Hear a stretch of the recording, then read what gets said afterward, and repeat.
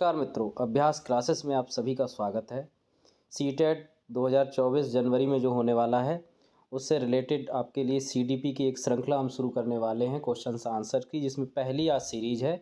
इसमें 30 क्वेश्चंस हैं और जो काफ़ी महत्वपूर्ण है, चाहे वो सीटेट का एग्ज़ाम हो, टेट का हो या सुपर टेट का हो, सारे एग्ज़ाम्स के लिए। तो चलिए शुरू करते हैं क्वेश्चन नंबर 1 से।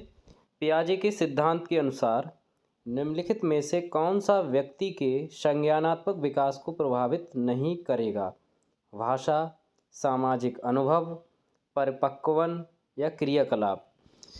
देखिए, पियाजे का जो सिद्धांत है वो मेनली देखो लैंग्वेज के बारे में उन्होंने बात की है, मैच्योरिटी की भी बात की है, और जो भी एक्टिविटी के बारे में, चाहे वो संवेदी प्रेरक अवस्था हो, कई सारी अवस्थाएं हैं जिसमें बच्चा जो है कुछ छू कर, देख कर, कुछ अपने एक्टिविटीज़ के द्वारा सीख रहा हो। तो उन्होंने सामाजिक अनुभव की बात नहीं की, क्योंकि सामाजिक वाला जो सिद्धांत है वो आपको पता है वाइगॉत्स्की का था। तो इसीलिए इसका जो सही आंसर हो जाएगा वो बी हो जाएगा, सामाजिक अनुभव। क्वेश्चन नंबर 2 पे चलते हैं। विकृत लिखावट से संबंधित लिखने की योग्यता में कमी किसका एक लक्षण है? Dysgraphia, dyslexia, dyscalculia, dyslexia. देखिए, जो भी लिखने वाली जो भी समस्याएं हों वो एक्चुअली ग्राफिया यानी ग्राफिया से रिलेटेड होती हैं। तो इसका जो सही आंसर होगा वो डिसग्राफिया होगा। बाकी डिसलेक्सिया जो है पठन विकार से रिलेटेड है। डिसकैलकुलिया जो है आपकी ये गणित के जो संबंधी जो भी कैलकुलेशन है उससे रिलेटेड है। Question number 3। हम सभी अपनी बुद्धि, प्रेरणा, अभिरुचि आदि के संदर्भ में भिन्न होते हैं। यह सिद्धांत संबंधित है वैयक्तिक भिन्नता से, बुद्धि के सिद्धांत से, वंशानुक्रम से, पर्यावरण से। तो इसका सही आंसर है आपका वैयक्तिक विभिन्नता, यानी जिसको कहते हैं इंडिविजुअल डिफरेंसेस। और ये बात बिल्कुल ठीक है कि सभी लोगों में कुछ ना कुछ अपने अपने डिफरेंसेस होते हैं, अपनी क्वालिटीज़ होती हैं, स्पेशलिटीज़ होती हैं। इसलिए इसका सही आंसर आपका ऑप्शन ए होगा, वैयक्तिक भिन्नता से। क्वेश्चन नंबर 4 कह रहा है कि प्रचलित योजनाओं में नई जानकारी जोड़ने को किस नाम से जाना जाता है? समायोजन, साम्य धारण, आत्मसात्करण, संगठन। तो इसका सही आंसर होता है एसिमिलेशन यानी आत्मसात्करण।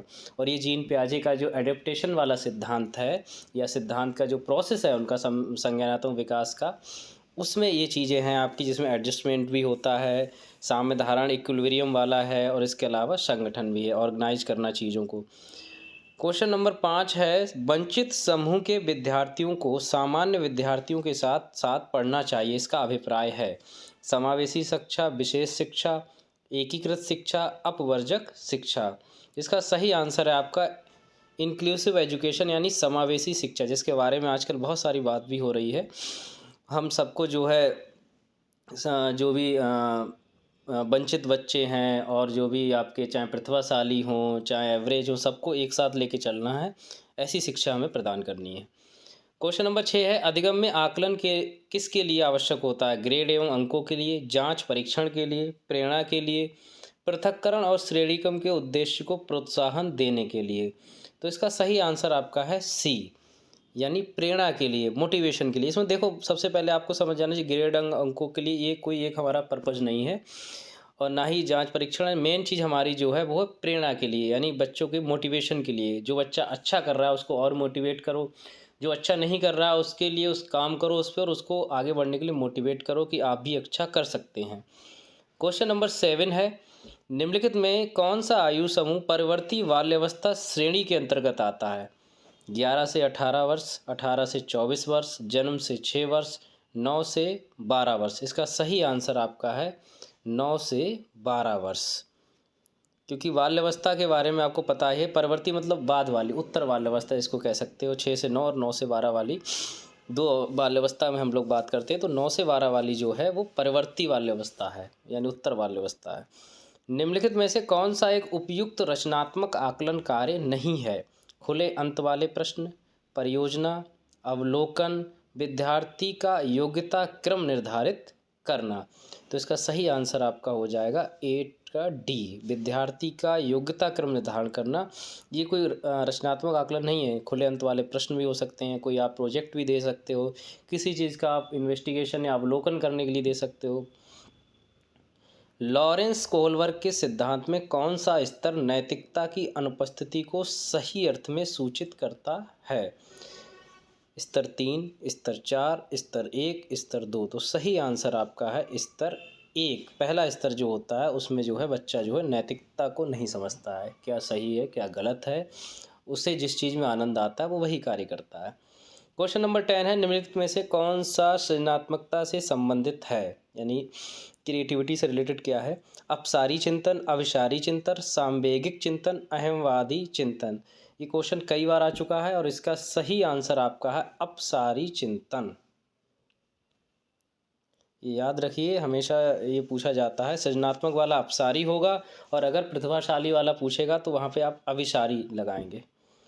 क्वेश्चन नंबर 11 है, निम्नलिखित में से कौन सा सामाजिकरण का एक प्रमुख कारक है। परिवार, कंप्यूटर, आनुवंशिकता, राजनीतिक दल। तो इसका सही आंसर आपका है सामाजिकरण। हमारा चूँकि सामाजिक जो ताना वाना है वो परिवार से ही शुरू होता है, तो हमारा सही आंसर हो गया परिवार। क्वेश्चन नंबर 12 है, पियाजे के अनुसार 2 से 7 वर्ष के बीच का एक बच्चा संज्ञानात्मक विकास की किस अवस्था में है। पियाजे की जो अवस्थाएं हैं वो ज़रूर याद कर लीजिए, हर बार कोई ना कोई क्वेश्चन इससे आता है। पहला ऑप्शन है पूर्व संक्रियात्मक अवस्था, औपचारिक संक्रियात्मक, मूर्त संक्रियात्मक, संवेदी, गतिक। देखो याद कर लीजिए, जो 0 से 2 वर्ष वाला है ये तो आपका संवेदी वाला हो गया। दूसरा 2 से जो है आपका 7 है ये पूर्व संक्रियात्मक। तो इसका आंसर तो पहली बार समझ लीजिए, 12 का ए आंसर सही है, पूर्व संक्रियात्मक।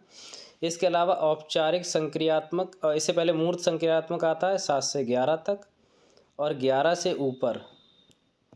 से ऊपर जो होगा वो औपचारिक संक्रियात्मक होगा। तो ये चीज़ हमेशा याद रखिए। क्वेश्चन नंबर 13 है, बच्चे तब सर्वाधिक सृजनशील होते हैं जब भी किसी गतिविधि में भाग लेते हैं। शिक्षक की डांट से बचने के लिए, दूसरों के सामने अच्छा करने के दबाव में आकर, अपनी रुचि से, पुरस्कार के लिए। सीधी सी बात है, जब तक बच्चा इंटरेस्ट नहीं लेगा किसी चीज़ में तो उस चीज़ को उतने अच्छे से वो नहीं कर पाएगा। तो आपका सही आंसर होगा अपनी रुचि, सी वाला। इसमें आप देख भी सकते हो, जो पॉजिटिव आंसर है हमें कोशिश ही करनी है, जो सबसे ज़्यादा पॉजिटिव आंसर है वही मतलब आंसर लगाना है। क्वेश्चन नंबर 14 है, किसके विचार से बच्चे सक्रिय ज्ञान निर्माता तथा नन्हे वैज्ञानिक हैं जो संसार के बारे में अपने सिद्धांतों की रचना करते हैं। तो इसका सही आंसर आपका है पियाजे। स्किनर, पावलोव, यूंग, पियाजे 4 ऑप्शन है, तो सही आंसर है आपका पियाजे। क्वेश्चन नंबर 15 है, वाइगोत्स्की के अनुसार बच्चे सीखते हैं जब पुनर्वलन प्रदान किया जाता है, परिपक्व होने से, अनुकरण से, वयस्कों और समवयस्कों के साथ परस्पर क्रिया करने से। देखो वाइगोत्स्की का जो सिद्धांत है वो मेनली इंटरेक्शन से रिलेटेड है। सामाजिक या सोशल इंटरेक्शन बच्चे का जितना ज़्यादा होगा वो उतना ज़्यादा सीखेगा, इसीलिए उनका सामाजिक अधिगम का सिद्धांत इसीलिए कहा जाता है वाइगोत्स्की का। क्वेश्चन नंबर 16 है, कोहलबर्ग ने प्रस्तुत किए हैं संज्ञानात्मक विकास के चरण, शारीरिक विकास के चरण, संवेगात्मक विकास के चरण, नैतिक विकास के चरण। तो इसका सही आंसर आपका है डी, नैतिक विकास के चरण। कोहलबर्ग ने बात की है नैतिकता की, वाइगोत्स्की ने बात की है सामाजिकता की, और पियाजे ने बात की है संज्ञानात्मक विकास। क्वेश्चन नंबर 17, भाषा विकास के लिए प्रारंभिक बचपन काल है कम महत्वपूर्ण, अति महत्वपूर्ण, अति संवेदनशील, निरपेक्ष। तो इसमें आपका सही आंसर होना चाहिए वो है अति संवेदनशील। मतलब थोड़ा सेंसिटिव मामला है, बचपन में ही अगर आप उसको सही से ध्यान नहीं दोगे इस चीज़ का तो उसका जो है उसकी भाषा में दिक्कत होगी, विकास में। अगला है क्वेश्चन नंबर 18 है, राष्ट्रीय पाठ्य चर्चा की रूपरेखा एनसीएफ 2005 के अनुसार शिक्षण की भूमिका है सत्तावादी, अधिनायकीय, अनुमति परक, सुविधादाता। सीधी सी बात है, सही आंसर इसका हो जाएगा डी, फैसिलिटेटर, जिसको इंग्लिश में कहते हैं सुविधादाता। यानी हमें एक तरह से फैसिलिटीज़ प्रोवाइड करनी है बच्चों के लिए कि वो लर्निंग उनकी ज़्यादा से ज़्यादा हो सके। क्वेश्चन नंबर 19 कह रहा है, निम्नलिखित में से कौन सा उदाहरण प्रभावशाली विद्यालय की प्रथा का है। निरंतर तुलनात्मक मूल्यांकन, शारीरिक दंड, व्यक्ति सापेक्ष अधिगम, प्रयोगात्मक परीक्षा कक्षा। तो इसका प्रतियोगितात्मक कक्षा। तो इसका सही आंसर जो होगा वो होगा आपका व्यक्ति सापेक्ष अधिगम। यानी हर बच्चे के सीखने की प्रक्रिया अलग होती है और उसी के सापेक्ष उसका अधिगम कैसे हो उसको हमें जो है ध्यान देना पड़ेगा। भाषा विकास के लिए सबसे संवेदनशील समय निम्नलिखित में से कौन सा है। जन्म पूर्व का समय, मध्य बचपन का समय, वयस्कावस्था, प्रारंभिक बचपन का समय। तो हमेशा याद रखिए, जो हमने बताया था कि सबसे सेंसिटिव टाइम जो होता है वो डी यानी प्रारंभिक बचपन का समय है, जो भाषा विकास के लिए बहुत ही इंपॉर्टेंट है। क्वेश्चन नंबर 21 है, निम्नलिखित में से कौन सा सामाजिकरण के गौण वाहक हो सकते हैं? गौण मतलब न्यून। परिवार और आस पड़ोस, विद्यालय और पास पड़ोस, विद्यालय और निकटतम परिवार के सदस्य, परिवार और रिश्तेदार। तो इसका सही आंसर आपका है विद्यालय और पास पड़ोस। ठीक है। क्वेश्चन नंबर 22 है, लेव वाइगोत्स्की के अनुसार संज्ञानात्मक विकास का मूल कारण है संतुलन, सामाजिक अन्योन्य क्रिया, मानसिक प्रारूपों का समायोजन, उद्दीपक अनुक्रिया, युग्मन। हमेशा ध्यान रखिए, वाइगोत्स्की का जो भी आएगा उसमें कुछ ना कुछ सोशल इंटरेक्शन की बात की होगी, अभी मैंने बताया था। तो इसका सही आंसर हो गया आंसर नंबर बी, सामाजिक अन्योन्य क्रिया। 23 है, लिंग सेक्स है जैविक सत्ता, शारीरिक संरचना, सहज गुण, सामाजिक संरचना। तो आपको पता है कि इसका सही आंसर जो है 23 का है जैविक सत्ता।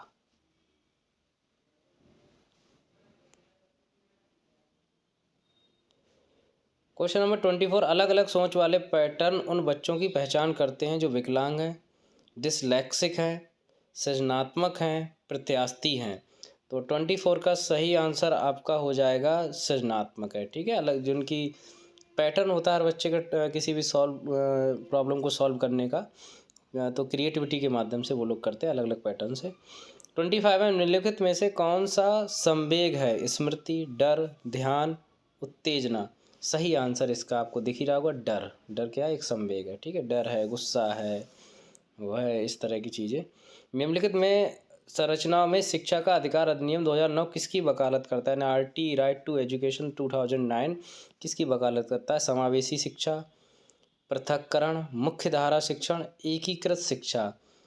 हमेशा ध्यान रखिए, समावेशी शिक्षा की सबसे ज़्यादा बात होती है, इंक्लूसिव एजुकेशन। सभी तरह के, चाहे वंचित हों, किसी भी प्रकार के बच्चे, उनको शिक्षा की मुख्य धारा में लाने का कार्य होता है समावेशी शिक्षा के माध्यम से। 27, वह अवधि जो वयस्कता के संक्रमण की पहल करती है उसे क्या कहते हैं? मध्य बाल्यावस्था, पूर्व क्रियात्मक अवधि, बाल्यावस्था की समाप्ति, किशोर अवस्था। उसका सही आंसर आपको पता ही है 27D यानी कि किशोरा अवस्था। 28, मौखिक संवाद जो बच्चे अपने आप से करते हैं उन्हें लेव वाइगोत्स्की क्या कहते हैं? व्यक्तिगत वार्ता, भ्रांत वार्ता, समस्यात्मक वार्ता, अहम केंद्रित वार्ता। तो इसका सही है, ये एक तरह से मतलब व्यक्तिगत वार्ता है, यानी पर्सनल जो भी उनकी बातें हैं वो। क्वेश्चन नंबर 29, राष्ट्रीय पाठचर्चा की रूपरेखा फ्रेमवर्क 2005 ने अपनी समझ किससे प्राप्त की है? मानवतावाद, व्यवहारवाद, रचनावाद, संज्ञानात्मक सिद्धांत। तो इसका सही आंसर आपका है रचनावाद। क्वेश्चन नंबर 30, बच्चे किसको छोड़कर अन्य सभी के द्वारा लिंग भूमिकाएं ग्रहण करते हैं? मीडिया, समाजीकरण, संस्कृति, ट्यूशन। इसका सही आंसर आपका है, इसमें एक ही ऑप्शन जो है वो गड़बड़ है, वो है ट्यूशन। बाकी सारी चीज़ें सही हैं, मीडिया है, समाजीकरण है, संस्कृति है। बहुत बहुत धन्यवाद।